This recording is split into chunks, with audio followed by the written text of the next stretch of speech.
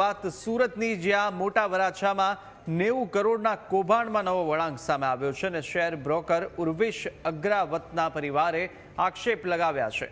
ભાગીદાર પ્રિન્સ અને હિતેશ પંડ્યાએ ઉર્વિશને ફસાવ્યાનો આરોપ છે.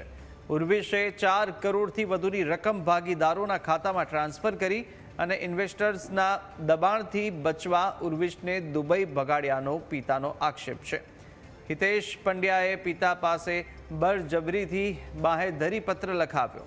તમામ આરોપીઓના બેંક એકાઉન્ટ તપાસવા પરિવારની માંગ છે. મોટા વરાછાના શેર બ્રોકર પર 800 લોકોના 90 કરોડથી વધુની રકમ લઈ ફરાર થયાનો આરોપ છે.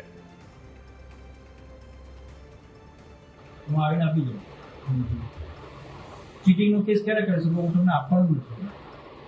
બરાબર, મેં કહેતો છે દુબઈ આવીને મળો, બેઠો છું દુબઈ જઈને મળવો, જેને લાખ રૂપિયા 1.5 લાખ રૂપિયા ખર્ચો કરવાની હિંમત હોય જાય દુબઈ મળવું.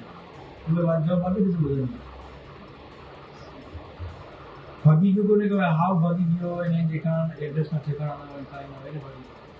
એટલે બધું વ્યવસ્થિત વકીલની સલાહ લઈને કરવામાં આવ્યું છે. મેં મને સ્વપ્ન વકીલની સલાહ લીધી, વકીલની ઓફિસ કારણ વકીલે કીધું કે અત્યારે કાયદો એવો થઈ ગયો છે કે જે ભાગી જાય ને તો એના ઘરવાળાથી લઈને બધાને હેરાન કરવાના. અને જો આપણે કોઈ કરવાનું થતું નથી, એનું માટે શું કરવું? તો એ ડિક્લેરેશન આપીને જાય કે હું છું, 12 મહિના પછી પૈસા આપી દઈશ, મારું નુકસાન થયું છે, તો કાંઈ થતું નથી. છોકરાને હિતેશભાઈ પંડ્યા, જે પ્રિન્સ પંડ્યાના પિતાજી છે, અને પ્રિન્સ પંડ્યાને ઉર્વિશ અગ્રાવત મારો છોકરો અને હિતેશભાઈ આ ત્રણે કામ કરતા હતા શેર બજારમાં, બરાબર છે. તો એમને હિતેશભાઈએ ઘરે આવીને છોકરાને મોકલી દીધો દુબઈ કે ભાઈ તું દુબઈ કામ કર અને અહીંયા અમે સંભાળી લઈશું, બરાબર છે. તો એવું કહી દીધું અને પછી અમને એમ કીધું કે તમારે કોઈને કહેવાનું નહીં કે મેં દુબઈ એને મોકલી દીધો છે. આ વાત થઈ છે અમારા ઘરે, અને એનો વિડીયો અમારા છોકરાના મિત્રએ એના મોબાઈલમાં કેપ્ચર કરેલો છે. અને બીજું આના પછી એમને આ લોકોના ક્લાયન્ટોને ભડકાવી અને ઉર્વિશને વિરુદ્ધ ફરિયાદ કરી નાખી છે. બાકી અમને કાંઈ પાછી ખબર નથી. વધુ વિગતો સાથે સંવાદદાતા અમિત ફોનલાઈન પર જોડાયા છે. અમિત, 90 કરોડના કૌભાંડ ને તેની અંદર નવો વળાંક, જ્યાં શેર બ્રોકર ઉર્વિશ અગ્રવાત અને તેના પરિવારે આક્ષેપો લગાવ્યા છે.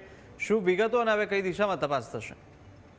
જી ચોક્કસથી આજે સમગ્ર મામલો છે મોટા વરાછાના આજે શેર બ્રોકર ઉર્વિશ અગ્રાવતનો છે કે ઉર્વિશ અગ્રાવત હાલ દુબઈમાં છે અને તેમના પાર્ટનર જે સુરતમાં રહે છે તેમને ઉર્વિશ અગ્રાવત સામે ઇકોસેલમાં એક ફરિયાદ નોંધાવી છે, જેમાં ઉર્વિશ છે 800 લોકોના 90 કરોડ રૂપિયા લઈ દુબઈ ભાગી ગયો હોવાનો ઉલ્લેખ છે. ત્યારે આ સમગ્ર મામલે હવે ઉર્વિશનો પરિવાર મીડિયા સમક્ષ આવ્યો છે અને કહ્યું છે કે ઉર્વિશના ભાગીદારો પ્રિન્સ અને તેના પિતા હિતેશ પંડ્યા છે, તેમને ઉર્વિશને ફસાવવાનો પ્રયાસ કર્યો છે. ઉર્વિશને ધંધા માટે દુબઈ મોકલીને અહીંયાના જે રોકાણકારો છે તેમના પૈસા પરત ન આપવા પડે અને દોષનો ટોપલો ઉર્વિશ પર ઢોળવા માટે સમગ્ર મામલે ખોટી ફરિયાદ કરી છે. અને કોઈ જે પૈસાનો ઇન્વેસ્ટ કરનાર વ્યક્તિ જો ઉર્વિશના ઘરે આવે તો કઈ રીતે તેનો જવાબ આપવો તે પણ ઉર્વિશના માતા પિતાને શીખવાડ્યું હતું. અને ત્યારબાદ ખોટી ફરિયાદ કરવા બદલ દીકરાને બચાવવા માટે હાલ તેમના પરિવારો છે તે હવે મીડિયા સમક્ષ આવ્યા છે અને ભાગીદારો જે છે ઉર્વિશના તેમની સામે કડક કાર્યવાહી થાય.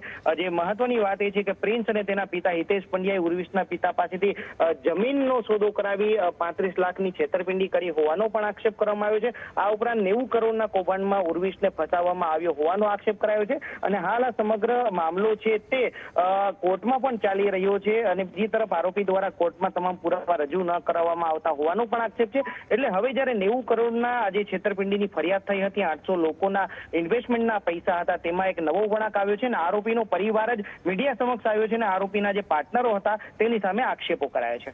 જી બિલકુલ અમિત, માહિતી સાથે જોડાવા બદલ આપનો આભાર.